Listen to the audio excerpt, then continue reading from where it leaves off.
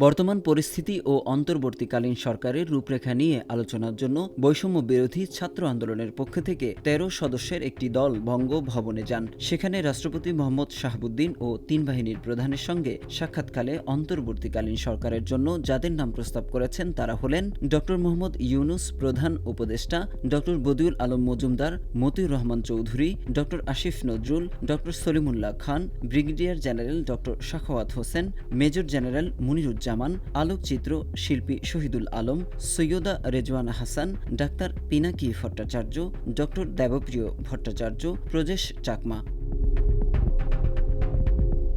এ সময়ে তারা আরও বেশ কিছু প্রস্তাব তুলে ধরেন। সেগুলোর মধ্যে রয়েছে সরকারের মেয়াদ ৩ থেকে ৬ বছর সর্বোচ্চ, মেয়াদ শেষের ৩ মাস আগে নির্বাচনের ব্যবস্থা করা, পার্লামেন্ট ভেঙে দিয়ে ৬ আগস্ট বিকালের মধ্যেই সরকার গঠন, প্রধান বিচারপতির অপসারণ বা পদত্যাগ এবং দলবাজ বিচারপতিদের অপসারণ, আইনশৃঙ্খলা রক্ষাকারী বাহিনীর বিভিন্ন প্রধানদের অবসরে পাঠানো, নির্বাচন কমিশন পুনর্গঠন, সংবিধান সংশোধন করে দলীয় সরকারের অধীনে নির্বাচন ব্যবস্থাপনা বাতিল, সরকারের সকল চুক্তিভিত্তিক নিয়োগ বাতিল, ছাত্র নাগরিক হত্যায় জড়িতদের সর্বোচ্চ শাস্তি নিশ্চিত, নিহত ও আহত পরিবারকে ক্ষতিপূরণ প্রদান, জুলাই মাসকে জাতীয় শোকের মাস ঘোষণা, বিগত ১৫ বছরের দুর্নীতির সাথে জড়িতদের বিচারের আওতায় আনা, শ্বেতপত্র প্রকাশ এবং দুর্নীতি দমন কমিশন পুনর্গঠন।